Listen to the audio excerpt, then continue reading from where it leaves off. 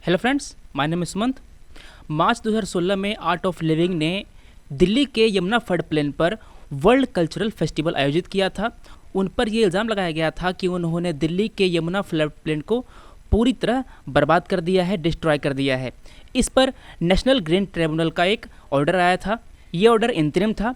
उन्होंने फिर एक पैनल गठित की जिन्होंने इस बुधवार 12 अप्रैल 2017 को अपनी रिपोर्ट दी है।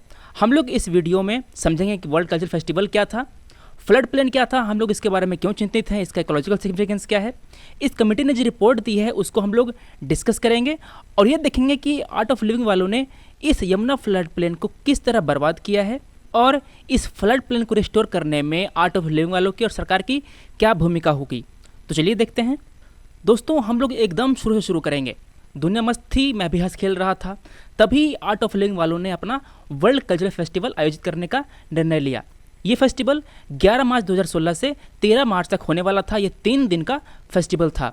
ये क्यों होना था? ये आर्ट ऑफ लिविंग फाउंडेशन की 35 साल की सर्विस को सेलिब्रेट करने के लिए आयोजित करना था। इस फेस्टिवल में बड़े बड़े लोग आए थे, राजनाथ सिंह, सुषमा स्वराज, शिवराज सिंह चौहान वगैरह वगैरह सारे लोग थे। तभी एनजीटी में एक पिटीशन फाइल हुई, नेशनल ग्रीन ट्रिब्यूनल में एक पिटीशन फाइल हुई। उन्होंने ये कहा कि ये जो आर्ट ऑफ लिविंग वाले हैं ये यमुना फ्लड प्लेन को बर्बाद कर रहे हैं।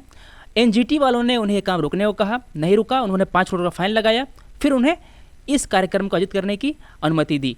पूरा कार्यक्रम आयोजित हो गया, केस चलता रहा। इसके बाद सबसे पहले एनजीटी ने एक 4 मेंबर की कमेटी बनाई। इस कमेटी ने ये रिकमेंडेशन दी कि आर्ट ऑफ लिविंग फाउंडेशन को 100 से 120 करोड़ रुपए पे करना चाहिए as a compensation to restore the Yamuna flood plain. इसके बाद अगस्त 2016 में एक कमेटी बनाई गई। उन्होंने ये कहा कि आर्ट ऑफ लिविंग वालों ने यमुना फ्लड प्लेन को सिंपली डैमेज ही नहीं किया, उसको पूरी तरह बर्बाद कर दिया। कैसे? फ्लड प्लेन के जो भी नेचुरल वेजिटेशन थे, जैसे कि ट्रीज थे, शब्स थे, लंबे लंबे घास वगैरह थे, उन सबको बर्बाद कर दिया गया, उन सबको हटा दिया गया। फिर जो ग्राउंड था उसको पूरी तरह लेवल किया गया। देखिए, जो फ्लड प्लेन था उसको इस तरह से लेवल कर दिया गया ताकि जो स्टेजेस हैं वो बना सकें, जो कुर्सियां हैं वो लग सकें। तो इसको फ्लड प्लेन को लेवल करने से हुआ क्या? जो मिट्टी थी फ्लड प्लेन की, जो इसका जो सॉइल था वो कंपैक्ट हो गया। पहले ये पोरस था। जब ये पोरस था उसका फ़ायदा क्या था? पोरस होने का फ़ायदा ये है कि जो ज़मीन थी वो फिल्टर की तरह काम करती थी। जो भी पानी इसके ऊपर बहता था वो पानी नीचे आता था ग्राउंड वाटर में और वो फिल्टर हो करके जाता था। अब ये ज़मीन कंपैक्ट हो गई है, इसकी जो फिल्टरिंग कैपेसिटी है वो काफ़ी कम हो गई है और हार्डन हो गई है। इसके बाद इस ज़मीन को फ्लैट करने के लिए उन्होंने अलग अलग सॉइल लाए और फिर वहाँ से कई सारे जो गार्बेज थे जो कि फ्लड प्लेन के गड्ढों को भरने के लिए इस्तेमाल किया गया था, उन्होंने भी इस ज़मीन को काफ़ी नुकसान पहुँचाया। इसका फ्लड प्लेन का जो सॉइल कंपोजिशन है वो भी बिगड़ चुका है और जो वाटर बॉडीज़ हैं उनको भर दिया गया है। तो दोस्तों, अब हम देखते हैं कि आखिर हम इस फ्लड प्लेन के लिए इतना परेशान क्यों हैं। आखिर क्या है फ्लड प्लेन में? तो देखिए, जो फ्लड प्लेन होता है वो रिवर बेड का एक्सटेंशन होता है जो रिवर के बाजू में होता है। ये हमेशा पानी के अंदर नहीं होता। देखिए, ये बह रही है नदी और ये है फ्लड प्लेन जो देख रहे हैं आप, ये है फ्लड प्लेन। ये हमेशा पानी के अंदर नहीं होता। देखिए, नॉर्मल कंडीशन में ये पानी के अंदर नहीं होता, मगर जब नदी में ज़्यादा पानी होती है, जब वहाँ पे जब बारिश होती है ज़्यादा, तो नदी में पानी भर जाता है। तो ये जो फ्लड प्लेन है इसमें भी पानी भर जाता है, इसलिए हम लोग इसे कहते हैं फ्लड प्लेन। ये वो प्लेन है जो फ्लड प्रोन है। ये जो पूरा एरिया है वो इकोलॉजिकली सेंसिटिव है, मतलब कि अगर इसमें जरा भी छेड़छाड़ की जाती है तो ये डिस्टर्ब हो जाता है। अब हम देखते हैं कि इन सब फ्लड प्लेन का इकोलॉजिकल सिग्निफिकेंस क्या है। सबसे पहला काम, इनका काम होता है आपको फ्लड से बचाना। अगर ये फ्लड प्लेन नहीं होंगे तो जो नदियां हैं उससे पानी बह करके सीधे आपके घर में घुस जाएगा। ये जो फ्लड प्लेन होती है वो एक रिजर्वायर का काम करती है। नदी है, इसमें से पानी बहा, पानी अगर जो एक्स्ट्रा पानी होगा ओवरफ्लो करके इस फ्लड प्लेन में भर जाएगा।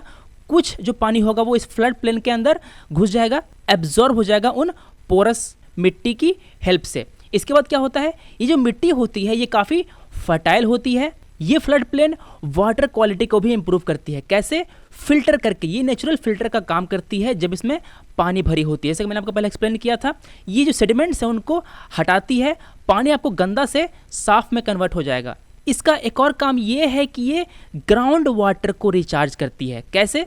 जो बाढ़ का जो पानी यहाँ पे फ्लड प्लेन में जमा हुआ था वो फ्लड प्लेन में आकर के स्लो हो जाता है। इस वाटर को परकुलेट होने का, उसके ज़मीन में अंदर घुसने का समय मिलता है और जैसे कि आप जानते हैं कि जो बड़े बड़े सिटी है वहाँ पे ग्राउंड वाटर गिर रहा है, तो अगर आर्ट ऑफ लिविंग वालों ने इस फ्लड प्लेन को इतना डिस्टर्ब किया, इसको इतना बर्बाद किया, तो उस फ्लड प्लेन की जो ग्राउंड वाटर रिचार्ज कैपेसिटी थी वो काफ़ी कम हो गई। अब दिल्ली में जो ग्राउंड वाटर है वो और नीचे जाएगा, उसे भरने में, ग्राउंड वाटर रिचार्ज करने में काफ़ी ज़्यादा समय लगेगा, काफ़ी ज़्यादा मेहनत लगेगी। इसको अगर आप बायोडाइवर्सिटी की नज़र से देखें तो फ्लड प्लेन जो होता है वो एक इकोटोन है, मतलब कि ये एक ट्रांजिशनल फेज है। एक इकोलॉजी से दूसरी इकोलॉजी के बीच की जो ट्रांजिशन होती है उसे हम लोग कहते हैं इकोटोन। कौन कौन सी इकोलॉजी? ये है रिवर और ये है टेरेस्ट्रियल इकोसिस्टम। दोनों अलग अलग इकोसिस्टम है, दोनों के बीच का जो ट्रांजिशन होता है इसको हम लोग कहते हैं इकोटोन। इसमें काफ़ी ज़्यादा बायोडाइवर्सिटी होती है, ये जीवों के अडेप्टेशन में हेल्प करता है। तो दोस्तों, फ्लड प्लेन की इतनी सारी खूबियाँ होने के बाद अगर कोई व्यक्ति, अगर कोई ऑर्गेनाइजेशन उसको कल्चर और स्पिरिचुअल के नाम पर इसको डिस्ट्रॉय करता है तो उस पर फाइन लगनी चाहिए, उस पर पेनल्टी लगनी चाहिए। इसीलिए दोस्तों 26 अक्टूबर 2016 को एनजीटी ने, नेशनल ग्रीन ट्रिब्यूनल ने एक 7 मेंबर की एक्सपर्ट कमेटी को ये आदेश दिया, ये डायरेक्शन दिया कि आप जो इकोलॉजिकल डैमेजेस किए गए हैं उसको आप असेस कीजिए और उसको रिहेबिलिट करने में, उस फ्लड प्लेन को रिहेबिलिट करने में कितना खर्च आएगा आप ये बताइए, उसको रिस्टोर करने में कितना खर्च आएगा आप ये बताइए। 12 अप्रैल 2017 को उस कमेटी ने अपना रिपोर्ट दे दिया। ये 31 पेज का रिपोर्ट था। इस कमेटी ने अपनी रिपोर्ट में ये बताया है कि इस फ्लड प्लेन को कैसे रिहेबिलिट किया जाए, उसका एक्शन प्लान क्या होगा और इसमें कितना खर्च आएगा। उन्होंने ये कहा कि इसको रिहेबिलिट करने में टोटल 42.02 करोड़ रुपए खर्च होंगे। ये जो पैसे हैं, ये जो खर्च होगा उसको आर्ट ऑफ लिविंग और दूसरी जो एजेंसीज हैं उनके बीच में डिवाइड किया जाना है। मतलब कि यहाँ पे हम लोग पॉल्यूटर्स पे मॉडल को यूज़ करेंगे, मतलब कि जिसने पॉल्यूशन किया है, जिसने इकोलॉजी को हार्म किया है उसको पे करना पड़ेगा। इस कमेटी ने ये कहा है कि इसका इकोलॉजिकल रिहेबिलिटेशन करने के लिए हम लोग जो काम करेंगे उसको 2 भाग में बांटा जाएगा। पहला होगा फिजिकल रिहेबिलिटेशन, दूसरा होगा बायोलॉजिकल रिहेबिलिटेशन। जो फिजिकल रिहेबिलिटेशन होगा उसको करने में हमें 28.73 करोड़ रुपए लगेंगे, जो कि अभी शुरू होगा और पूरा होने में 2 साल का वक्त लगेगा।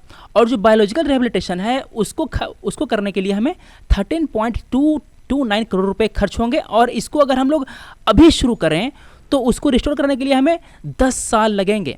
मतलब कि देखिए 28.73 प्लस 13.29 ये आया 42.02 करोड़ रुपए। इतना रुपया खर्च होगा और 10 साल लगेंगे उसको रिहेबिलिट करने में, उसको फिर से रिस्टोर करने में। इस कमेटी ने इसका पूरा जो एक्शन प्लान है वो भी दिया है। उन्होंने ये कहा कि जो सॉइल है उसको रिजुविनेट किया जाएगा, उसको डिकम्पैक्ट किया जाएगा। मतलब कि उन्होंने जो कंपैक्ट कर दिया था, उस पर जो लोहे चलाकर जो उसको जो पूरा कड़ा कर दिया था उसको फिर से डिकम्पैक्ट किया जाएगा, उसको फिर से पोरस बनाया जाएगा। क्यों? ताकि उसकी जो फिल्टरिंग कैपेसिटी है वो सुधर सके और पहले की तरह रिस्टोर हो सके।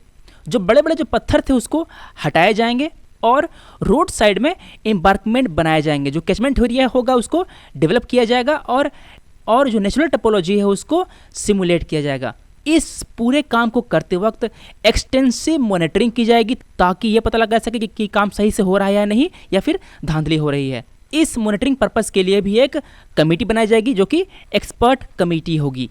तो दोस्तों, ये तो रिपोर्ट थी एक्सपर्ट कमेटी की जिन्होंने एनजीटी को अपनी रिपोर्ट सौंपी है। इस पर आर्ट ऑफ लिविंग का क्या रिस्पॉन्स रहा?